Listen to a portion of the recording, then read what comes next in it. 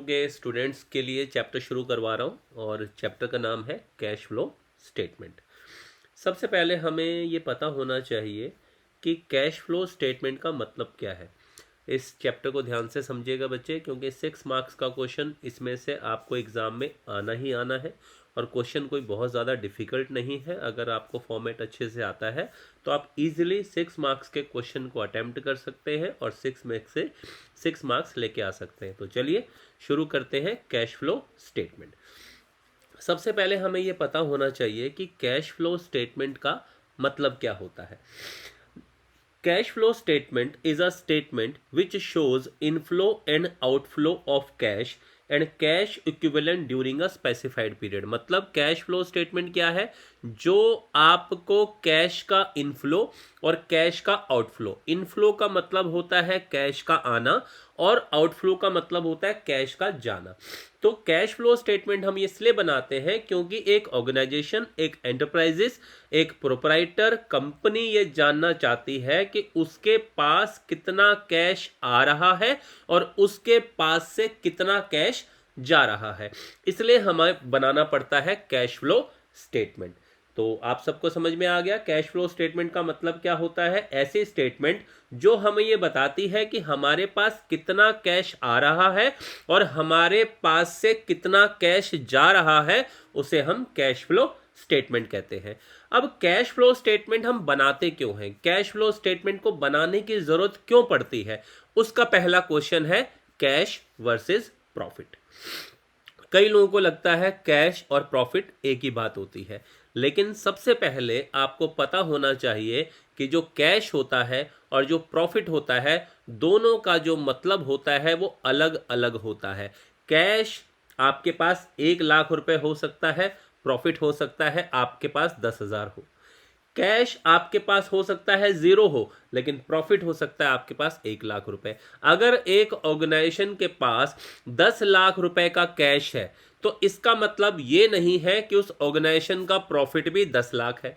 और अगर एक ऑर्गेनाइजेशन का प्रॉफिट 10 लाख रुपए है तो इसका मतलब ये जरूरी नहीं है कि उस ऑर्गेनाइजेशन के पास कैश भी 10 लाख रुपए पड़ा होगा। तो कैश को प्रॉफिट नहीं कह सकते, प्रॉफिट को कैश नहीं कह सकते। तो जब एक ऑर्गेनाइजेशन या फिर एक कंपनी अपने अकाउंट्स को मेंटेन करती है और उसका प्रॉफिट शो होता है मान लीजिए 10 करोड़ रुपए, लेकिन उसके पास कैश अकाउंट में 10 करोड़ रुपए नहीं है, तो ऑर्गेनाइजेशन का प्रॉफिट से पर्पस सॉल्व नहीं होगा। ऑर्गेनाइजेशन का यह जानना जरूरी है कि उसके पास कैश कितना आ रहा है।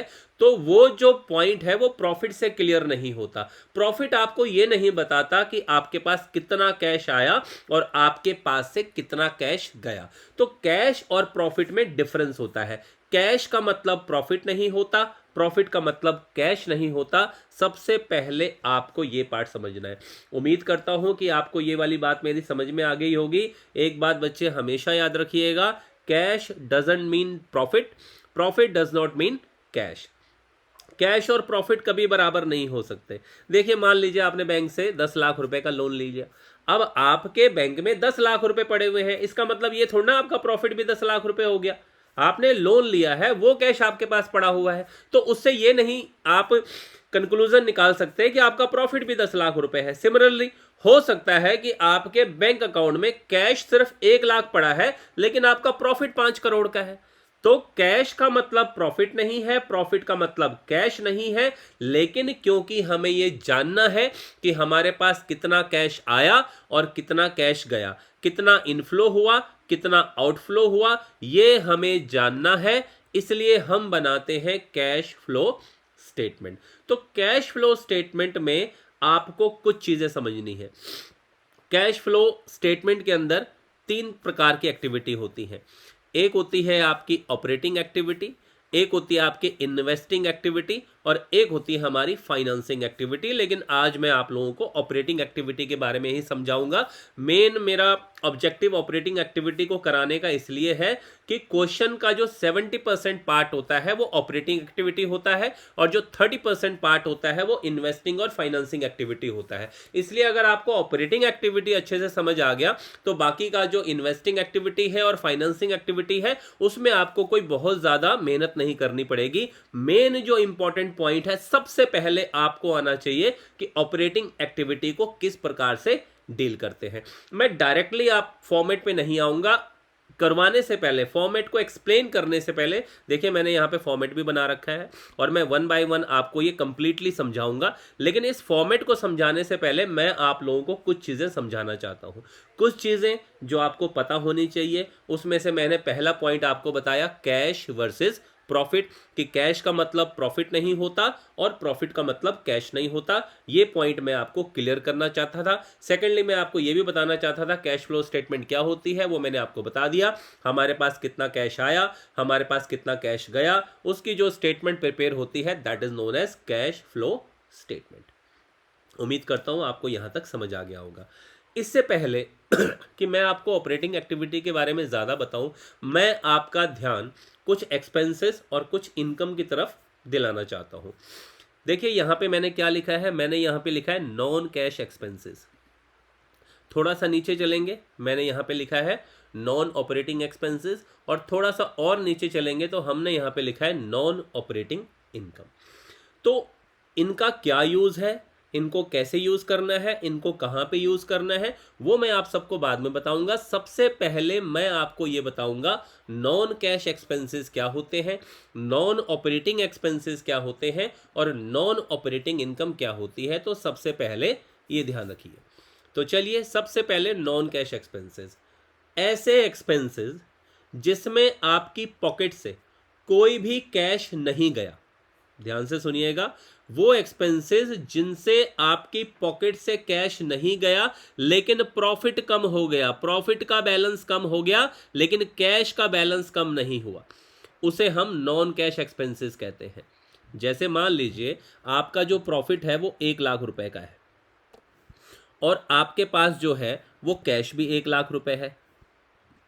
तो आपका प्रॉफिट भी 1,00,000 रुपए है, आपके पास कैश भी क्या है, 1,00,000 रुपए है। अब मान लीजिए आपने लगा दी डेप्रिसिएशन। आपने क्या लगा दी, डेप्रिसिएशन। कितने की डेप्रिसिएशन लगाई आपने, आपने डेप्रिसिएशन लगा दी 10,000 रुपए की। अब इससे क्या होगा, जो 10,000 रुपए की डेप्रिसिएशन लगेगी वो आपके प्रॉफिट को तो कम कर देगी, आपके प्रॉफिट को कम कर देगी, लेकिन आपके कैश को कम नहीं करेगी। तो ये होता है नॉन कैश एक्सपेंसेस। डेप्रिसिएशन क्या होती है, जब भी किसी एसेट की वैल्यू कम होती है तो उसे हम क्या कहते हैं, डेप्रिसिएशन कहते हैं। आपने एक मशीनरी परचेज की, आपने एक मशीन परचेज की, मशीन की कॉस्ट है 2,00,000 रुपए। अब आपको पता है कि समय के साथ साथ हर एसेट के ऊपर डेप्रिसिएशन लगती है। तो मान लीजिए इसके ऊपर डेप्रिसिएशन लग गई 20,000 रुपए। तो एसेट की जो आज की डेट में वैल्यू बची, एसेट की आज की डेट में बची वैल्यू 1,80,000। अब यहाँ पे क्या हुआ, मशीन की वैल्यू 2,00,000 है, उस पर डेप्रिसिएशन मतलब उसकी वैल्यू आज की डेट में 20,000 से कम हो गई, तो रिमेनिंग वैल्यू रह गई 1,80,000 रुपीज। अब प्रॉब्लम यह है कि डेप्रिसिएशन ने मेरे प्रॉफिट को कम कर दिया लेकिन मेरे कैश को कम नहीं किया, क्योंकि मेरी पॉकेट से ये 20,000 रुपए नहीं गए। जब एसेट के ऊपर डेप्रिसिएशन लगती है तो आपका प्रॉफिट कम होता है, बिकॉज डेप्रिसिएशन एक लॉस है, तो आपका प्रॉफिट कम होता है, बट आपकी पॉकेट से कैश नहीं जाता। आपने एक गाड़ी खरीदी 10,00,000 रुपए की, आज उस गाड़ी की वैल्यू 8,00,000 रुपए रह गई। तो आप ये नहीं कह सकते कि 2,00,000 रुपए आपकी पॉकेट से चले गए। आपके पास एक एसेट था 10,00,000 रुपए का, आज मार्केट में उसकी वैल्यू 8,00,000 रहेगी। तो मतलब आपके एसेट की वैल्यू 2,00,000 से कम हुई है, बट आपकी पॉकेट से 2,00,000 रुपए का कैश नहीं गया है। तो इसे कहा जाता है नॉन कैश एक्सपेंसेस। तो नॉन कैश एक्सपेंसेस आपके वो एक्सपेंसेस होते हैं जो आपके प्रॉफिट को कम करते हैं, आपके कैश को कम नहीं करते। सिर्फ प्रॉफिट को कम करते हैं, कैश को कम नहीं करते, उसे हम कहते हैं नॉन कैश एक्सपेंसेस। ये आपको जितने भी एक्सपेंसेस नजर आ रहे हैं, डेप्रिसिएशन, रिटर्न ऑफ, एसेट के ऊपर डेप्रिसिएशन लग गई, ये आपके प्रॉफिट को कम करेगा, कैश को कम नहीं करेगा। Loss on sale of fix asset, आपने एक मशीन को 10,000 रुपए की उसकी वैल्यू थी और उसको 8,000 में बेच दिया। ठीक है, आपके पास 2,000 रुपए कम आए लेकिन आपकी पॉकेट से 2,000 नहीं गए, तो इसका मतलब ये भी क्या है, नॉन कैश एक्सपेंसेस। 10,000 की मशीन को 8,000 में बेच रहे हो, 2,000 का लॉस हो रहा है, तो ये आपके प्रॉफिट को कम कर देगा लेकिन ये आपके कैश को कम नहीं करेगा, इसलिए ये भी नॉन कैश एक्सपेंसेस है। Loss on sale of investment, मान लीजिए आपने शेयर मार्केट में इन्वेस्ट कर रखा है, आपने एक शेयर खरीदा था 200 रुपए के प्राइस पे, आज उस शेयर की वैल्यू है 180 रुपए, आपने उस शेयर को 180 रुपए पे बेच दिया। ठीक है, आपको 20 रुपए का लॉस हुआ, आपकी पॉकेट में 200 पूरे नहीं आए, लेकिन आपकी पॉकेट से 20 रुपए नहीं गए। हाँ, जब आपने वो शेयर परचेज किया होगा उस टाइम पे आपकी पॉकेट से 200 रुपए गए, लेकिन जब आपने उस एसेट को 180 रुपए में बेचा, आपको 20 रुपए कम मिले, लेकिन आपकी पॉकेट से 20 रुपए और नहीं गए। तो इसे कहते हैं loss on sale of investment. इसी तरीके से इंटेंजिबल एसेट अगर राइट ऑफ हो जाते हैं, गुडविल राइट ऑफ हो जाती है, पेटेंट की वैल्यू कम हो जाती है, ट्रेडमार्क की वैल्यू कम हो जाती है, शेयर्स को आप अगर डिस्काउंट पे इशू करते हैं, देखिए वैसे आज शेयर्स अब डिस्काउंट पे इशू नहीं होते, पहले डिस्काउंट पे इशू होते थे, अब शेयर डिस्काउंट पे इशू नहीं होते, री इशू होते हैं। इसको मैं यहाँ से काटे देता हूँ क्योंकि शेयर अब डिस्काउंट पे इशू नहीं होते। Discount on issue of debenture है, डिवेंचर डिस्काउंट पे इशू होते हैं।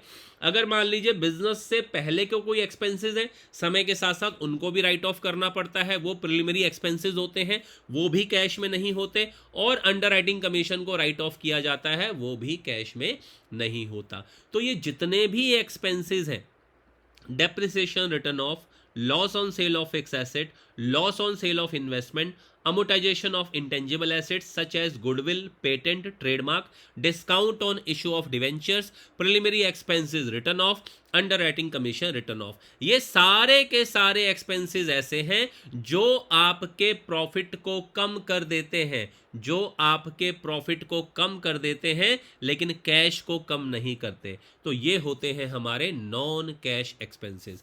मैं उम्मीद करता हूं कि आपको नॉन कैश एक्सपेंसेस समझ आ गया होगा। मेरी बात दोबारा सुन लीजिए। नॉन कैश एक्सपेंसेस आपके वो एक्सपेंसेस होते हैं जो आपके कैश को कम नहीं करते, सिर्फ प्रॉफिट को कम करते हैं। ये सारे के सारे जो लॉसेस हैं, ये आपके प्रॉफिट में से राइट ऑफ होते हैं। जब आप अपना प्रॉफिट एंड लॉस अकाउंट बनाते हो या अपनी प्रॉफिट एंड लॉस स्टेटमेंट बनाते हो, वहां पर ये सारे expenses profit and loss account की डेबिट साइड पे डाले जाते हैं, मतलब प्रॉफिट एंड लॉस अकाउंट में से माइनस किए जाते हैं, लेकिन कोई भी कैश में से लेस नहीं होता, इसलिए इनको नॉन कैश एक्सपेंस कहा जाता है। तो मेरा पहला पॉइंट था आपको ये समझाना, what are non cash expenses, और मैं उम्मीद करता हूं आपको समझ आ गया होगा।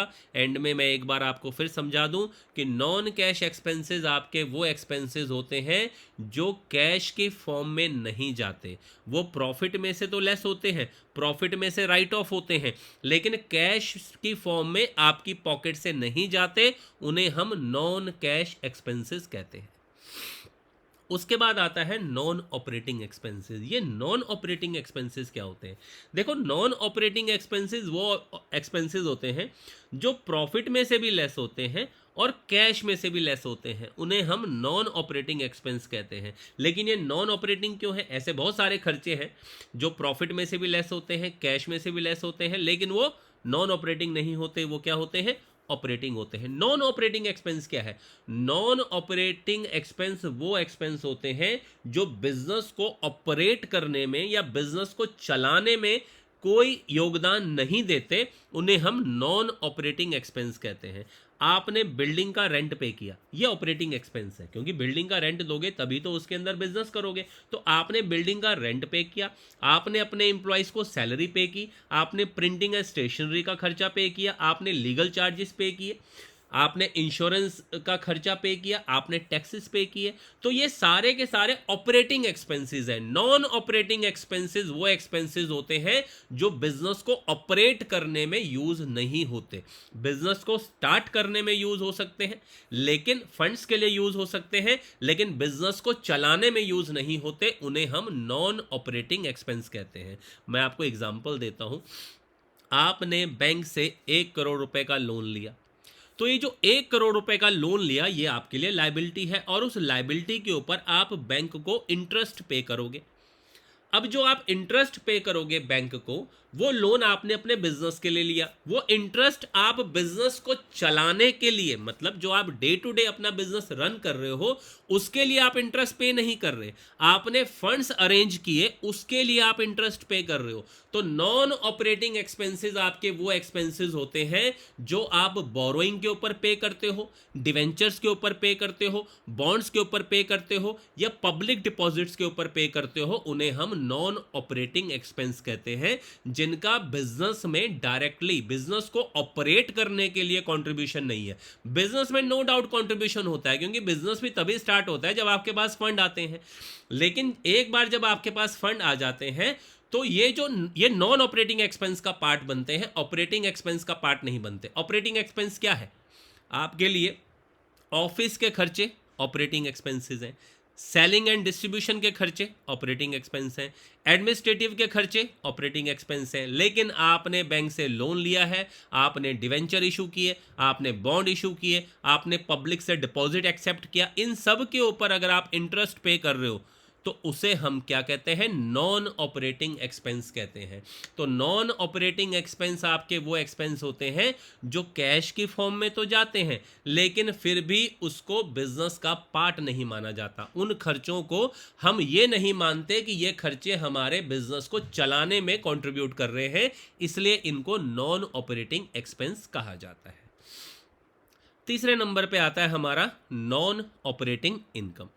देखिए, जैसे मान लीजिए मैं एक इंस्टीट्यूट रन करता हूँ, तो मैं अगर एक इंस्टीट्यूट रन करता हूँ तो मैं आप लोगों को पढ़ा रहा हूँ, यानी कि मेरी जो मेन इनकम है वो क्या होनी चाहिए?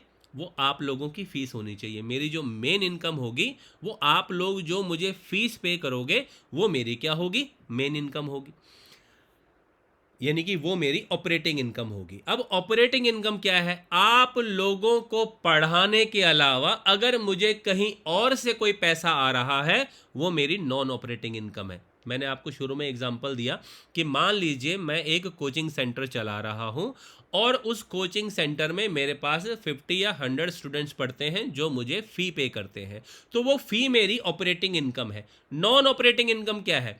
मैंने कोई एसेट बेच दिया अपने बिजनेस का, मैंने अपनी कोई इन्वेस्टमेंट बेच दी, मैंने किसी को लोन दे रखा है वो मुझे इंटरेस्ट पे कर रहा है, मैंने कोई बिल्डिंग किराए पे दे रखी है वो मुझे रेंट पे कर रहा है, मैंने किसी कंपनी के शेयर्स में इन्वेस्ट कर रखा है वहाँ से मुझे क्या मिल रहा है? डिविडेंड मिल रहा है। मतलब ये वो पैसा है जो मुझे पढ़ाने से नहीं आ रहा, पढ़ाने के अलावा कुछ और एक्टिविटी करने से आ रहा है, उसे हम कहते हैं नॉन ऑपरेटिंग इनकम। जो बिजनेस आप कर रहे हैं अगर पैसा उस बिजनेस से आता है तो वो हमारी ऑपरेटिंग इनकम होती है, लेकिन उस बिजनेस को छोड़कर अगर पैसा किसी और सोर्स से आता है तो उसे हम नॉन ऑपरेटिंग इनकम कहते हैं।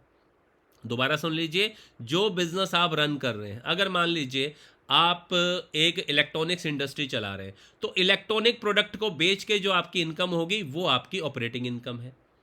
आप अगर मान लीजिए एग्रीकल्चर बिजनेस करते हैं तो एग्रीकल्चर के प्रोडक्ट्स को सेल करके जो आपकी इनकम होगी वो आपकी बिजनेस इनकम होगी। अगर मान लीजिए कोई इलेक्ट्रिसिटी की कंपनी है तो वो इलेक्ट्रिसिटी को सेल करके, ट्रांसमिशन करके जो पैसा कमाएगी उसे हम क्या कहेंगे? उसकी ऑपरेटिंग इनकम कहेंगे। लेकिन आप काम कुछ और करते हैं और इनकम कहीं और से आती है, वो हमारी नॉन ऑपरेटिंग इनकम होती है। जैसे मैं काम तो पढ़ाने का करता हूं, लेकिन एसेट्स, मेरे पास कुछ एसेट्स पड़े हैं, उनको बेच के मेरे पास क्या है? पैसा आया। तो मेरा काम एसेट बेचने का नहीं है, तो एसेट बेच के अगर प्रॉफिट हो रहा है तो वो नॉन ऑपरेटिंग इनकम है। मैंने अपनी कोई इन्वेस्टमेंट बेच दी, मैंने एफडी करा रखी है बैंक में, मान लीजिए 5 लाख रुपए की, और बैंक वाले मुझे क्या दे रहे हैं? उस एफडी के ऊपर इंटरेस्ट दे रहे हैं, तो वो इंटरेस्ट मुझे पढ़ाने से तो नहीं आ रहा ना, तो ये इंटरेस्ट मेरी नॉन ऑपरेटिंग इनकम है। मैंने कोई प्रॉपर्टी रेंट पे दे दी, मुझे रेंट मिल रहा है। मैंने किसी कंपनी के शेयर्स कहीं इन्वेस्ट कर दिया, वहां से मुझे डिविडेंड मिल रहा है। तो ये है आपकी नॉन ऑपरेटिंग इनकम। मैंने आपको सबसे पहले बताए नॉन कैश एक्सपेंसेस, ऐसे एक्सपेंसेस जो एक्सपेंस होते हैं या उनको लॉस माना जाता है, लेकिन ये ऐसा एक्सपेंस या ऐसा लॉस होता है जो हमसे कैश की फॉर्म में नहीं जाता, ये सिर्फ प्रॉफिट में से लेस होते हैं। तो ये हमारे होते हैं non cash expenses. Non operating expense होते हैं जो कैश की फॉर्म में जाते हैं, प्रॉफिट में से भी लेस होते हैं, कैश में भी लेस होते हैं, लेकिन हम इनको बिजनेस का खर्चा नहीं मानते। वो होता है interest on borrowing such as loan, debenture, bond and public deposit. उसके बाद आती है non operating income. Non operating income वो इनकम होती है जिसे बिजनेस में इंक्लूड कर दिया जाता है, लेकिन ये इनकम डायरेक्टली बिजनेस से नहीं होती, ये बिजनेस के अलावा किसी और चीज़ की वजह से होती है, उसे हम नॉन ऑपरेटिंग इनकम कहते हैं। Profit on sale of asset, profit on sale of investment, interest received, rent received, dividend received. तो सबसे पहले मैं आपको करवाना चाहता था नॉन कैश एक्सपेंस क्या होते हैं, नॉन ऑपरेटिंग एक्सपेंस क्या होते हैं, नॉन ऑपरेटिंग इनकम क्या होती है, और उम्मीद करता हूं कि आपको ये पार्ट समझ आ गया होगा। ओके, अब आगे बढ़ते हैं। कैश फ्लो स्टेटमेंट कहाँ से बनेगी? कैश फ्लो स्टेटमेंट बनेगी प्रॉफिट से। नेट मैं कहाँ से निकालूंगा कि मेरे पास कितना कैश आया और कितना कैश गया? वहाँ मेरा बेस क्या होगा? तो हम बेस उठाते हैं प्रॉफिट को। तो सबसे पहले प्रॉफिट को उठाया जाता है। जो भी करंट ईयर का आपका नेट प्रॉफिट है, जितना भी आपका करंट ईयर का नेट प्रॉफिट है, और करंट ईयर का नेट प्रॉफिट क्या होगा? जो भी आपका क्लोजिंग बैलेंस है और जो आपका ओपनिंग बैलेंस है। क्लोजिंग बैलेंस में से ओपनिंग बैलेंस को हटा दीजिए तो आपका करंट ईयर का नेट प्रॉफिट आ जाएगा। तो सबसे पहला पार्ट होता है मेरा net profit of current year. सबसे पहले जब भी आप कैश फ्लो स्टेटमेंट बनाओगे, आपको निकालना है net profit before extraordinary items. क्या बताया मैंने आपको? जब भी आप कैश फ्लो स्टेटमेंट बनाओगे तो आपको निकालना है net profit before extraordinary item. ये जो यहाँ पे मेंशन है, net profit before extraordinary item, ये मुझे सबसे पहले कैलकुलेट करना है। बाकी चीज़ें बाद में कैलकुलेट होंगी। सबसे पहले कैलकुलेट होगा net profit before extraordinary item. इसको मैं थोड़ा सा हाईलाइट कर देता हूँ। चलिए, यानी कि मुझे सबसे पहले निकालना है net profit before extraordinary item. अब ये निकलेगा कैसे? देखो, आपके पास करंट ईयर का नेट प्रॉफिट होगा, उसमें कुछ चीज़ें हमें ऐड करनी पड़ेंगी और कुछ चीज़ें हमें लेस करनी पड़ेंगी। मतलब देखिए, जो भी आप प्रॉफिट कमाते हो, उस प्रॉफिट में से कुछ हिस्सा गवर्नमेंट ले जाती है टैक्स की फॉर्म में, कुछ हिस्सा आप लोग रिजर्व में ट्रांसफ़र कर देते हो ताकि भविष्य में अगर कोई भी कंटीजेंसी होगी तो आप उस रिजर्व को यूज़ कर सकते हैं उस कंटीजेंसी के लिए। और कुछ हिस्सा जो है हमारे शेयर होल्डर ले जाते हैं, क्योंकि जिन लोगों ने कंपनी में इन्वेस्ट कर रखा है तो शेयर होल्डर को भी हमें पैसे देने पड़ते हैं। तो प्रॉफिट का कुछ पार्ट टैक्स की फॉर्म में चला जाता है, कुछ पार्ट शेयर होल्डर के पास चला जाता है और कुछ पार्ट रिजर्व्स में चला जाता है। तो आपने ये जो जो काम किए हैं, पहले उस सब को उसको रिवर्स कर दीजिए। तो सबसे पहले आप क्या करोगे? Net profit of current year आपका जो भी है, उसके अंदर अगर आपने प्रॉफिट से जनरल रिजर्व में पैसा ट्रांसफ़र किया है तो वो यहाँ पे ऐड हो जाएगा। दोबारा सुन लीजिए, प्रॉफिट से जो भी पैसा जनरल रिजर्व में ट्रांसफ़र हुआ है वो ऐड कर दीजिए। शेयर होल्डर्स को आपने जो भी डिविडेंड पिछले साल प्रपोज किया है उसे ऐड कर दीजिए। ड्यूरिंग द ईयर अगर आपने शेयर होल्डर को कोई इंटरिम डिविडेंड दिया है वो भी ऐड कर दीजिए। अगर करंट ईयर में आपने टैक्सेस पे करने के लिए कोई प्रोविज़न बनाया है तो वो भी ऐड कर दीजिए। और इसके अलावा कोई और एक्स्ट्राऑर्डिनरी आइटम है, जैसे मान लीजिए आपने कोई इंश्योरेंस क्लेम पे किया है, वो भी P&L में से अगर लेस हो रखा है तो उसको ऐड कर दीजिए। यानी कि 1 2 3 4 5 ये पांचों चीज़ें जो होंगी आपकी, ये नेट प्रॉफिट के अंदर ऐड हो जाएंगी। उम्मीद करता हूं मैं कि आप लोगों को ये बात मेरी समझ में आ गई होगी। जो मैं आपको समझाना चाहता हूं कि जनरल रिजर्व में आपने जो भी पैसा ट्रांसफ़र किया है उसे हम क्या कर देंगे? ऐड कर देंगे। डिविडेंड जो आपने प्रपोज किया है उसे हम ऐड कर देंगे।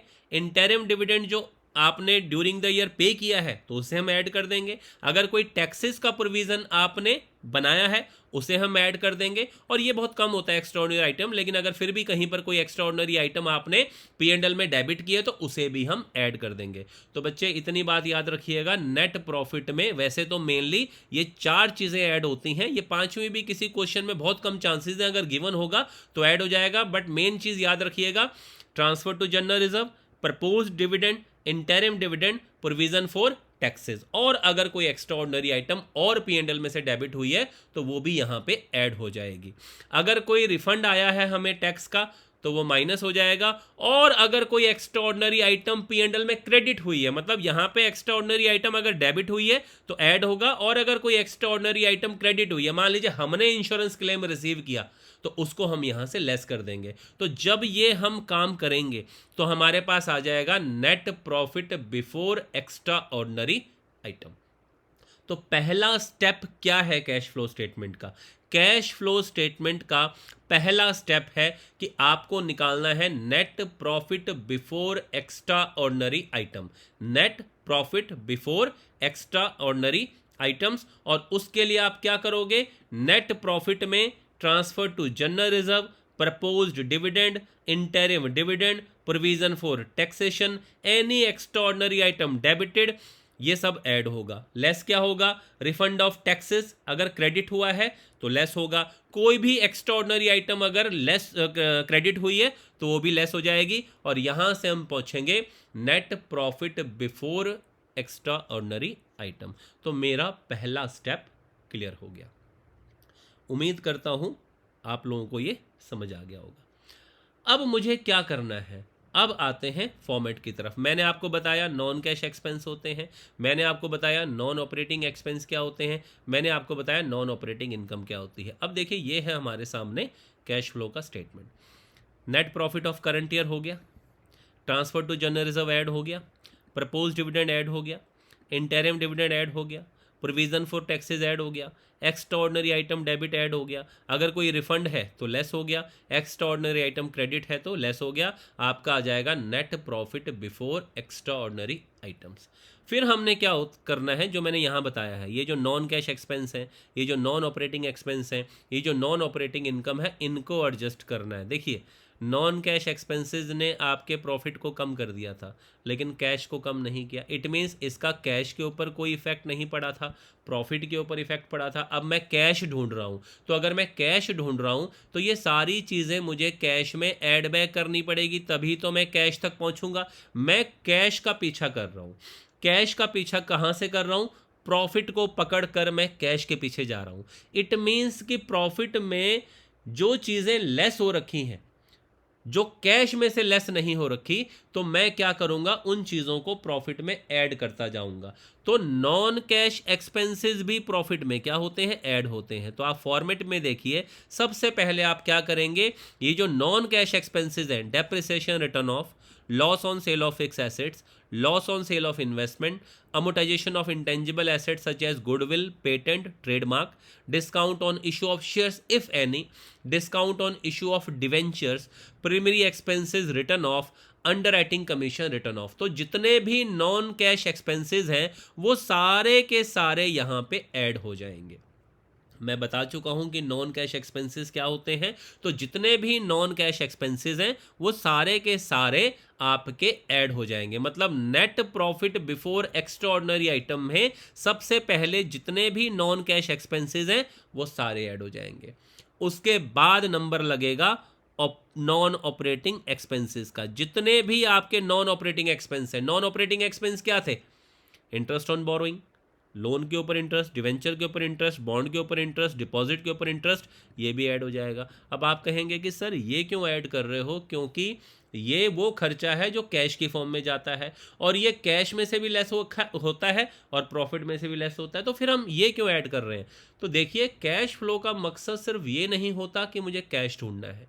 कैश फ्लो का मकसद ये भी होता है कि मुझे वो कैश ढूंढना है जो मैंने बिजनेस से कमाया है। जो कैश मैंने कहीं और से कमाया है वो कैश आपका यहाँ पे नहीं आना चाहिए। ना वो इनकम आनी चाहिए और ना वो खर्चा आना चाहिए। प्रॉफिट में से हर तरह का खर्चा माइनस हो जाता है, प्रॉफिट में हर तरह की इनकम ऐड हो जाती है। लेकिन जब मैं ऑपरेटिंग एक्टिविटी बना रहा हूँ तो मेरा ऑब्जेक्टिव क्या है? मेरा गोल है कि मैं उस कैश को ढूंढूंगा जो मैंने अपने बिजनेस से कमाया है। तो कोई भी खर्चा जो बिजनेस के खर्चे को बिलोंग नहीं करता उसे हम ऐड करते हैं और कोई भी इनकम जो बिजनेस को बिलोंग नहीं करते उसे हम लेस करते हैं। तो आप अगर ध्यान से देखेंगे तो नॉन ऑपरेटिंग एक्सपेंस को मैंने यहाँ ऐड कर दिया और जितनी भी मेरी नॉन ऑपरेटिंग इनकम है, जैसे profit on sale of asset, profit on sale of investment, interest received, rent received, dividend received, इन सब को मैंने यहाँ पे लेस कर दिया। तो हमारा यहाँ से ये कैलकुलेशन करके, मतलब सबसे पहले निकाला था net profit before extraordinary items, इसमें नॉन कैश एक्सपेंसेस को ऐड करेंगे, नॉन ऑपरेटिंग एक्सपेंस को ऐड करेंगे, नॉन ऑपरेटिंग इनकम्स को क्या करेंगे? माइनस करेंगे। हमारा आ जाएगा operating profit before working capital changes. क्या आ जाएगा? Operating profit before working capital changes. Simple सा फॉर्मेट है कि मैंने करंट ईयर के प्रॉफिट में जितनी भी एक्स्ट्रा ऑर्डिनरी आइटम्स थी उनको ऐड किया है, लेस किया है, तो मेरा net profit before extraordinary items आ गया। फिर मैंने नॉन कैश एक्सपेंसेस को ऐड कर दिया, फिर मैंने नॉन ऑपरेटिंग एक्सपेंसेस को ऐड कर दिया और फिर मैंने नॉन ऑपरेटिंग इनकम्स को माइनस कर दिया, मेरा आ गया operating profit before working capital changes. ये मेरा एक पार्ट यहां पे खत्म हो गया। अब अगेन जो अगला है आप देखेंगे, ये फॉर्मेट खत्म नहीं हुआ ऑपरेटिंग एक्टिविटी का, इसमें और भी चीज है।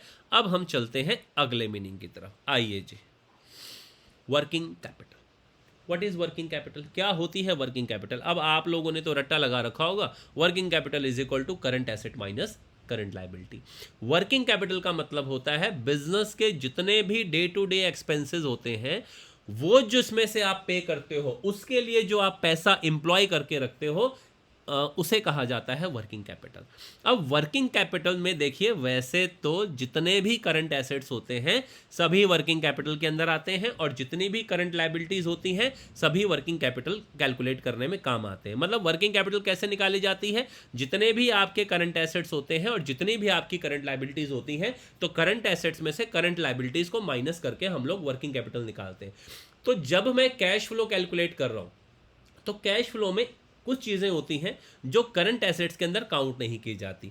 तो सबसे पहले तो देखिए, वर्किंग कैपिटल में आपको क्या क्या चीज़ें इंक्लूड करनी है। करंट एसेट्स का मतलब debtors, bill receivable, inventory, prepaid expenses, accrued income. ये जो मेरा पार्ट है, ये पार्ट है आपका करंट एसेट्स का। ये मेरा क्या पार्ट है? Current asset. कौन कौन से करंट एसेट्स? ये जो है मेरे डेटर्स हो गए, और उसके अलावा बिल रिसीवेबल हो गया, और उसके अलावा इन्वेंट्री हो गया, उसके अलावा प्रीपेड एक्सपेंसेस हो गया, उसके अलावा एक्रूड इनकम हो गया। तो debtor, bill receivable, inventory, prepaid expenses and accrued income, ये हो गए हमारे करंट एसेट्स। अब आते हैं जी हमारे करंट लायबिलिटीज पे। Creditors, bills payable, outstanding expenses, income received in advance, ये हो गई मेरी करंट लायबिलिटी। दोबारा बता रहा हूं मैं आप लोगों को कि करंट लायबिलिटी कौन कौन सी होती है। Creditors, bills payable, outstanding expenses, income received in advance, ये हो गई मेरी करंट लायबिलिटीज। तो देखिए, कैश भी करंट एसेट्स होता है, कैश इक्विवेलेंट्स भी क्या होते हैं? करंट एसेट्स होते हैं। लेकिन जब हम बना रहे हैं कैश फ्लो, क्योंकि मैं कैश फ्लो स्टेटमेंट ही बना रहा हूं, तो कैश फ्लो स्टेटमेंट में हम कैश या कैश के किसी भी एलिमेंट को वर्किंग कैपिटल का पार्ट नहीं मानते। मतलब वर्किंग कैपिटल में हम इन चीज़ों को यूज़ नहीं करते, क्योंकि मैं बना ही कैश फ्लो स्टेटमेंट रहा हूँ। मैं यही तो ढूंढ रहा हूँ कि मेरे पास कैश इन हैंड क्या है और कैश एट बैंक क्या है। तो जब मैं cash in hand, cash at bank और कैश इक्विवेलेंट को ही ढूंढ रहा हूँ, तो मैं यहाँ पे इन एलिमेंट्स को यूज़ नहीं करूँगा, बिकॉज मैं इन्हीं को तो ढूंढ रहा हूँ।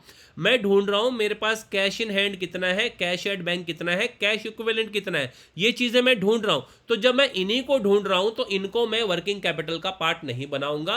तो वर्किंग कैपिटल में ये चीज़ें इंक्लूड होती हैं, लेकिन ये चीज़ें क्या होती हैं? एक्सक्लूड होती हैं।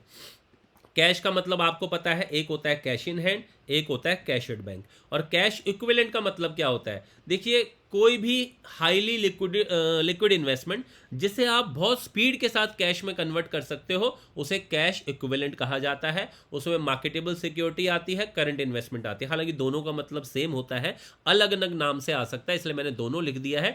कैश इक्विवेलेंट का मतलब होता है मार्केटेबल सिक्योरिटी, या फिर करंट इन्वेस्टमेंट, या फिर ट्रेजरी बिल्स। ये होता है हमारा कैश, और ये होता है हमारा कैश इक्विवेलेंट। तो कैश फ्लो स्टेटमेंट के माध्यम से हम अपना कैश ढूंढ रहे हैं और हम अपना कैश इक्विवेलेंट ढूंढ रहे हैं। नो डाउट ये क्वेश्चन में गिवन होगा, लेकिन मैं वेरीफाई करूंगा कि जो क्वेश्चन में गिवन है क्या मेरा कैश वही है।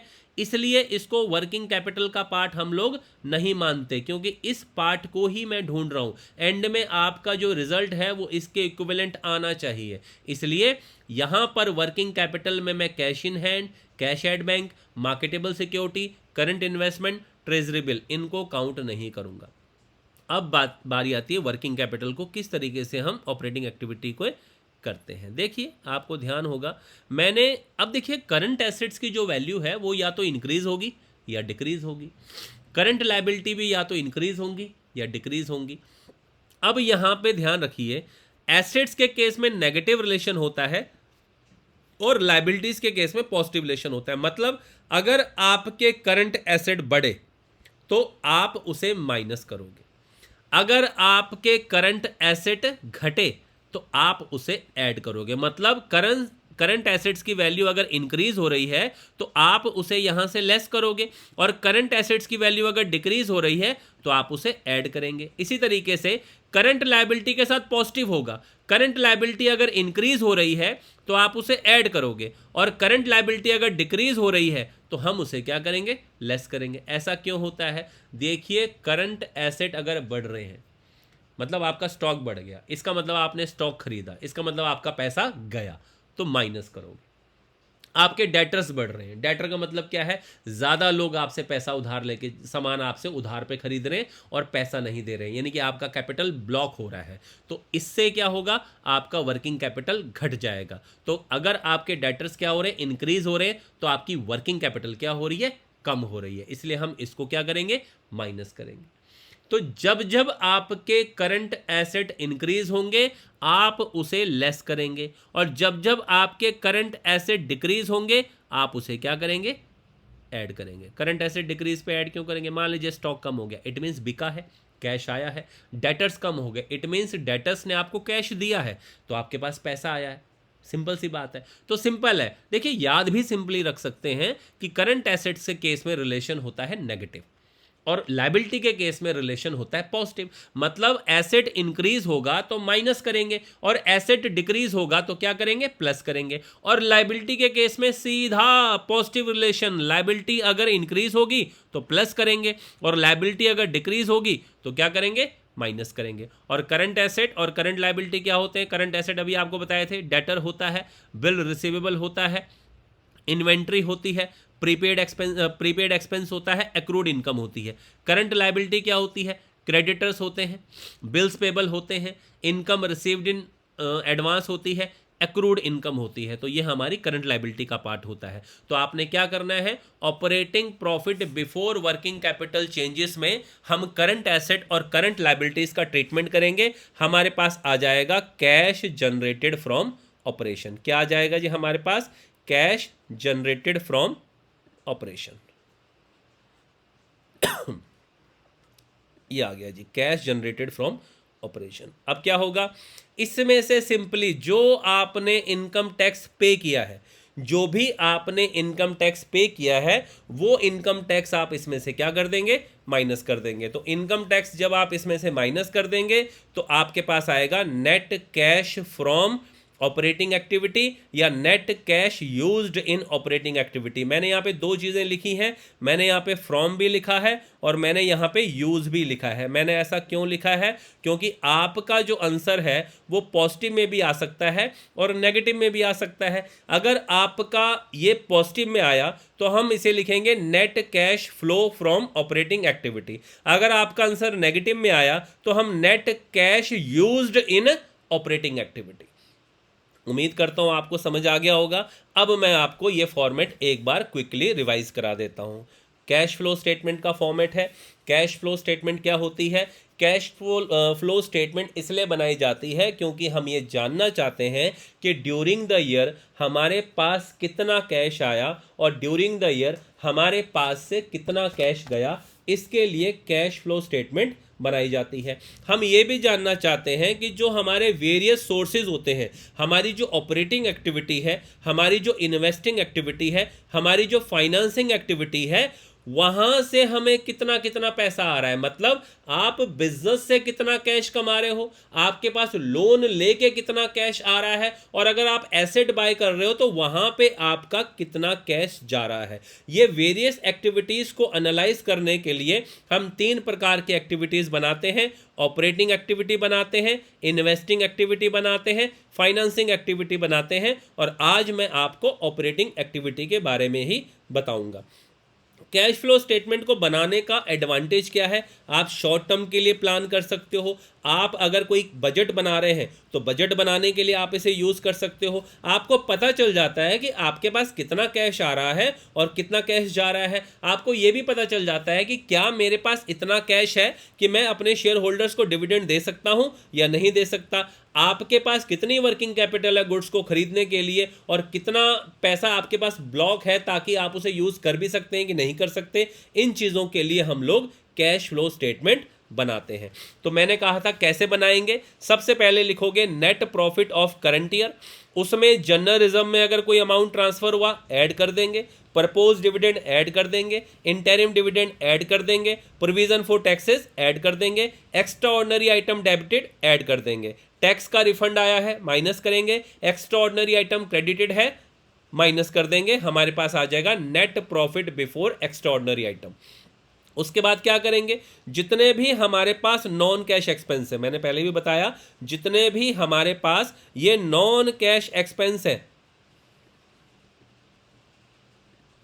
उन सब को हम लोग क्या कर देंगे, ऐड कर देंगे। सारे नॉन कैश एक्सपेंसेस को, depreciation written off, loss on sale of fix asset, loss on sale of investment, intangible asset जो राइट ऑफ हो रहे हैं जैसे goodwill, patent, trademark, copyright, franchisee वगैरह वगैरह, discount on issue of shares if any, discount on issue of debenture, preliminary expenses written off, under writing commission written off. तो जितने भी हमारे ये नॉन कैश एक्सपेंसेस हैं ये सारे के सारे यहां पर ऐड हो जाएंगे। उसके बाद आपके आते हैं नॉन ऑपरेटिंग एक्सपेंसेस। तो जितने भी आपके ये नॉन ऑपरेटिंग एक्सपेंसेस हैं, कौन से हैं, नॉन ऑपरेटिंग एक्सपेंसेस, इन्हें हम क्या कर देंगे, इन्हें भी ऐड कर देंगे। Interest on borrowing, loan, debenture, bond, public deposit, इनका इंटरेस्ट, लोन डिवेंचर नहीं, लोन डिवेंचर बॉन्ड और पब्लिक डिपॉजिट का जो इंटरेस्ट होगा उसे हम यहाँ पे ऐड कर देंगे। फिर आती है जी आपकी non operating income. Non operating income क्या होती है, मैंने पहले भी बताया है कि बिजनेस को छोड़ के अगर आपके पास कोई और पैसा आता है उसे हम नॉन ऑपरेटिंग इनकम कहते हैं। मतलब जो पैसा आपके पास बिजनेस से नहीं आया लेकिन किसी और सोर्स से आया है वो हमारी क्या है जी, नॉन ऑपरेटिंग इनकम है। जैसे profit on sale of asset, profit on sale of investment, interest received, rent received, dividend received. तो इन सारी चीज़ों को, क्योंकि ये नॉन ऑपरेटिंग इनकम है, ये इनकम बिजनेस की इनकम नहीं है, दूसरे सोर्सेज से इनकम आ रही है, इसलिए इसको ऑपरेटिंग से हटा देंगे। इसलिए इस इनकम को हम क्या कर देंगे, माइनस कर देंगे। तो यानी कि net profit before extraordinary item में नॉन कैश एक्सपेंसेस को ऐड करने के बाद, नॉन ऑपरेटिंग एक्सपेंसेस को ऐड करने के बाद और नॉन ऑपरेटिंग इनकम को माइनस करने के बाद हमारा आ जाएगा operating profit before working capital changes. फिर मैंने आपको बताया जो भी हमारे करंट एसेट इंक्रीज होते हैं, debtors, bill receivable, prepaid expenses, inventory, अगर वो इंक्रीज होते हैं उसे लेस करेंगे। अगर हमारे करंट एसेट डिक्रीज होते हैं तो उसे ऐड करेंगे। अगर हमारी करंट लायबिलिटी इंक्रीज होती है उसे ऐड करेंगे और करंट लायबिलिटी अगर डिक्रीज होती है उसे लेस करेंगे। ऐसे करंट एसेट के केस में नेगेटिव रिलेशन और करंट लायबिलिटी के केस में पॉजिटिव रिलेशन। करंट एसेट बढ़ेंगे तो माइनस करेंगे, करंट एसेट घटेंगे तो प्लस करेंगे। करंट लायबिलिटी बढ़ेंगी तो प्लस करेंगे, करंट लायबिलिटी घटेंगी तो माइनस कर देंगे। यहां से आ जाएगा कैश जनरेटेड फ्रॉम ऑपरेशन। भाई इतना कैश जनरेट हो गया, उसके बाद इनकम टैक्स जो भी आपने पे किया है कैश की फॉर्म में वो यहां से माइनस हो जाएगा। हमारा आ जाएगा net cash flow from operating activity. अगर आंसर पॉजिटिव आया है तो net cash flow from operating activity, अगर आंसर नेगेटिव में आया है तो net cash used in operating activity. तो उम्मीद करता हूं जी आपको ये समझ आ गया होगा। मैंने आपको बताया है कैश फ्लो क्या होता है। अगर हम थोड़ा क्विकली देखें, मैंने सबसे पहले बताया था कैश फ्लो स्टेटमेंट क्या होती है, इनफ्लो और आउटफ्लो ऑफ कैश क्या होता है, कैश वर्सेस प्रॉफिट मैंने आपको बताया था, operating expenses, non cash expenses क्या होते हैं, नॉन ऑपरेटिंग एक्सपेंस क्या होते हैं, नॉन ऑपरेटिंग इनकम क्या होती है। उसके अलावा net profit before extraordinary item क्या होता है ये भी हम आपको समझा चुके हैं। वर्किंग कैपिटल में क्या क्या काउंट होता है, क्या क्या काउंट नहीं होता, कैश और कैश इक्विवेलेंट क्या होता है। तो मैं उम्मीद करता हूं कि आपको ये समझ आ गया होगा। कल मैं आपको बताऊंगा इन्वेस्टिंग एक्टिविटी और फाइनेंसिंग एक्टिविटी, और फिर हमारा ये फॉर्मेट जो है वो कंप्लीट हो जाएगा। और इन्वेस्टिंग और फाइनेंस के साथ मैं एक बार आपको ये ऑपरेटिंग एक्टिविटी भी क्या कर दूंगा, रिवाइज करा दूंगा। तो मतलब अब तक जो हमारा ये फॉर्मेट बना है ये बना है ऑपरेटिंग एक्टिविटी तक का। इसके बाद 2 एक्टिविटीज़ और होंगी, इन्वेस्टिंग एक्टिविटी, फाइनेंसिंग एक्टिविटी, और डरने की ज़रूरत नहीं है, इतना ही, जितना ये पार्ट है इतना पार्ट हमारा क्या होगा जी, इन्वेस्टिंग का होगा, और इतना ही पार्ट हमारा फाइनेंसिंग का होगा। सिर्फ ऑपरेटिंग एक्टिविटी है जो इतनी लेंथी है, बाकी इन्वेस्टिंग का पार्ट भी इतना ही होगा जो ये मैंने बॉक्स किया है यहाँ पे, और आपका जो फाइनेंसिंग का पार्ट है वो भी इतना ही होगा। अगर आपको बच्चों ऑपरेटिंग एक्टिविटी समझ में आ गई तो इन्वेस्टिंग एक्टिविटी और फाइनेंसिंग एक्टिविटी आप लोग चुटकियों में कर लेंगे। तो उम्मीद करता हूं बच्चों आप सभी को मेरा ये जो चैप्टर मैंने आपको बताया है, ये जो मैंने आपको कैश फ्लो स्टेटमेंट समझाई है वो समझ आ गई होगी। अगर किसी को कोई भी डाउट होगा तो आप मुझसे कमेंट बॉक्स में आके पूछ सकते हैं। तो ये चैप्टर अपना करना शुरू कर लीजिए। आज पहले तो आज और कल 2 दिन हम इसके फॉर्मेट पे लगाएंगे। फॉर्मेट अच्छी तरह से समझ आ जाएगा, फिर मैं छोटे छोटे क्वेश्चन आपको करवाना शुरू करूँगा। उम्मीद करता हूँ आपको वीडियो अच्छा लगा होगा। Thank you so much.